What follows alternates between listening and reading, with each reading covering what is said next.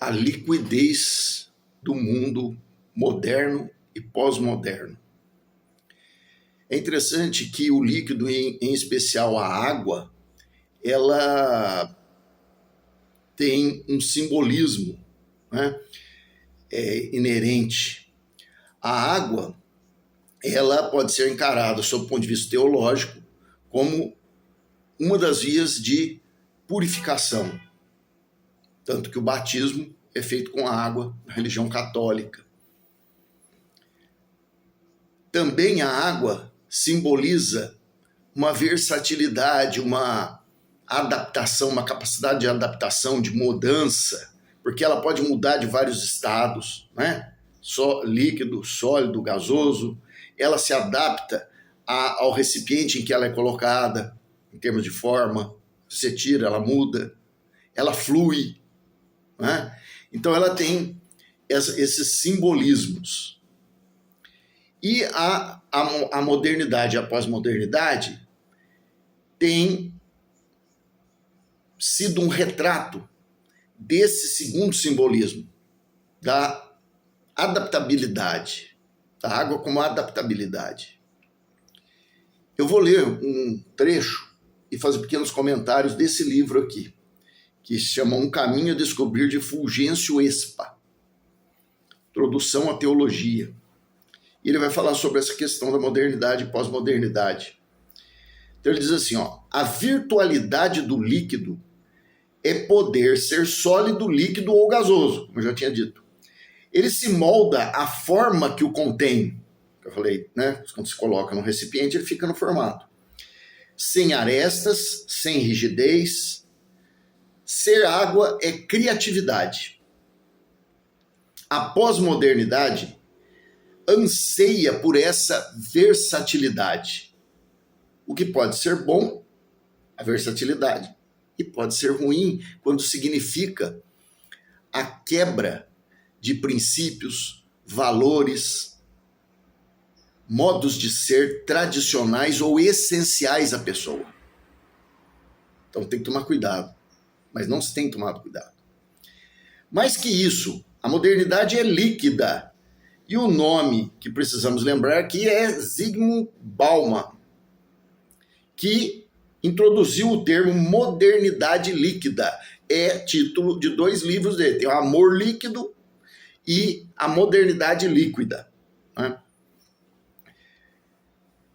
Ele introduziu o termo modernidade líquida para significar que o futuro parece desfazer-se entre as mãos. Como afirmou Gilles Lipovetsky num livro chamado A Era do Vazio, que também já li esse livro também, os grandes valores que legitimaram culturas inteiras estão se dissolvendo. E aí nessa parte não é uma boa coisa essa versatilidade toda, né? Sem que ninguém se importe minimamente. Mas a pós-modernidade líquida não é só isso. Basta olhar ao nosso redor. Tem muito a ver com o individualismo, o relativismo e a globalização. Fala da emancipação e de fechamento. Você não se liga mais a regra alguma. Você não se liga mais a tradição alguma. Você se fecha em si mesmo como uma concha de autodeterminação total. É a autodeterminação. Não se admite mais uma heterodeterminação, seja social, seja ainda que seja divina. O sujeito humano se fechou em si mesmo.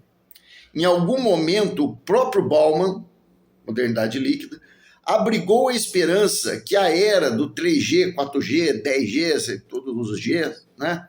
Quer dizer, a internet, né? Essas coisas, abrisse aos jovens e adultos oportunidades de encontro e interdependência. Poderia ser, e é, em parte, um lado da internet. Mas, nos últimos dias de sua vida, ele, Bauman, reconheceu que sua esperança havia sido frustrada e que o massivo fluxo de informação dos celulares só havia trazido um maior isolamento das pessoas. Acabou tendendo a isso daí, né? As pessoas se fecharam ainda mais.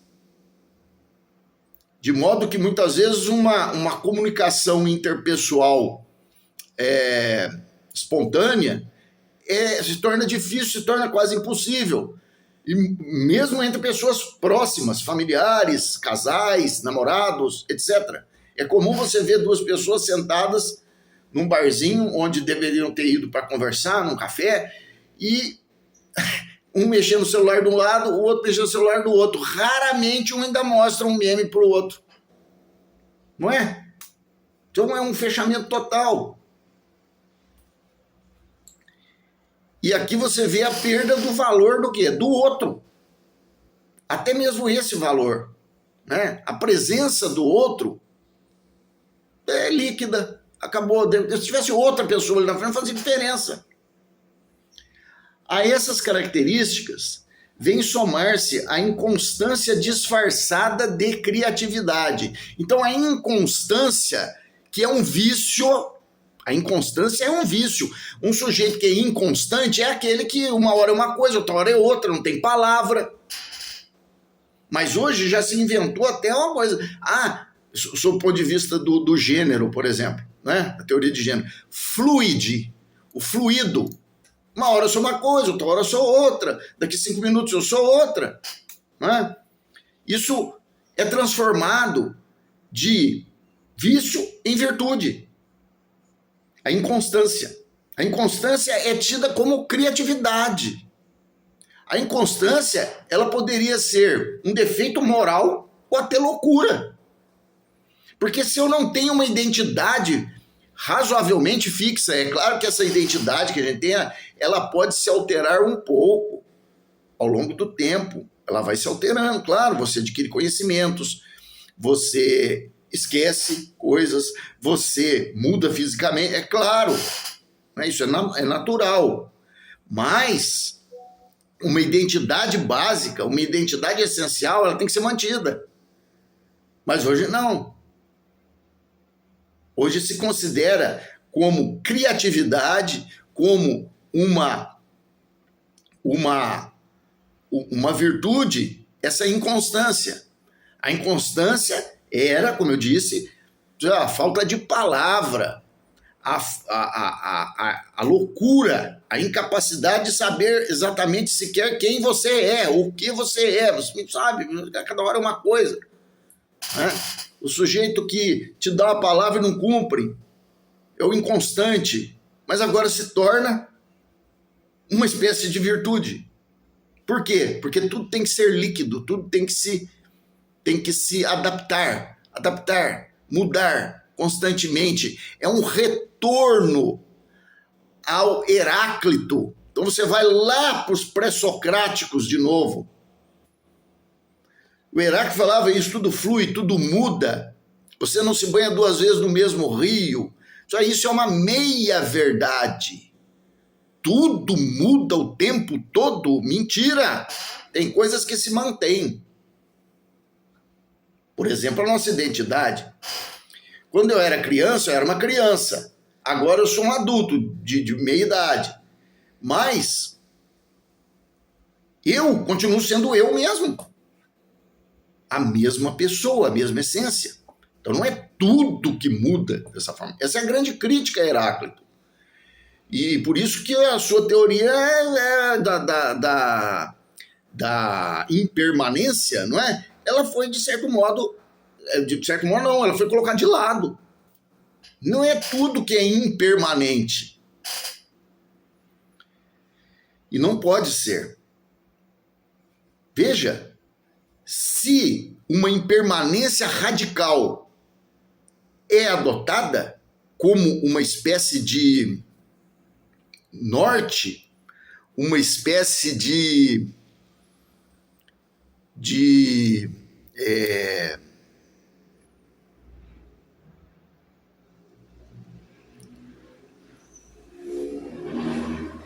agora me foge a ideia, uma espécie de referencial teórico, desculpe o lápis, uma espécie de referencial teórico para tudo, não é possível a vida. Se nada se mantém, não é possível a vida, você não se identifica, você não identifica as coisas, você passa a viver num caos. Não há sentido nenhum em nada, não é? Te conduz ao quê? Ao sentimento que é comum na pós-modernidade, na modernidade já e na pós-modernidade, niilismo.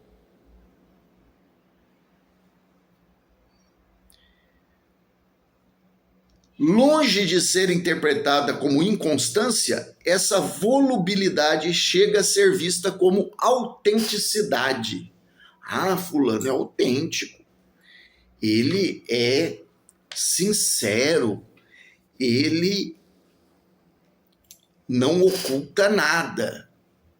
Tá, mas será que isso é sempre uma virtude?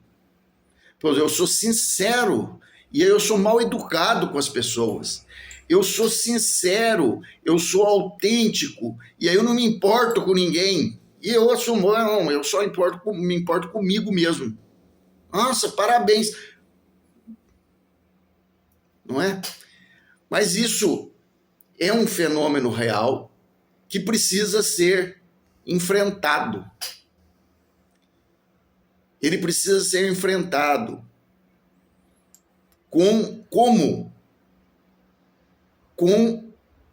o pensamento, com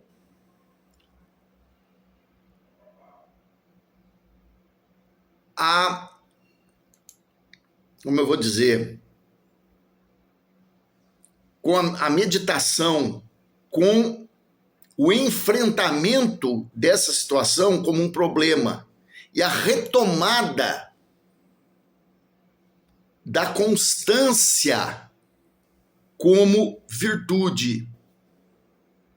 A constância é uma coisa que você pede nas suas orações. Que eu seja constante. Na fé,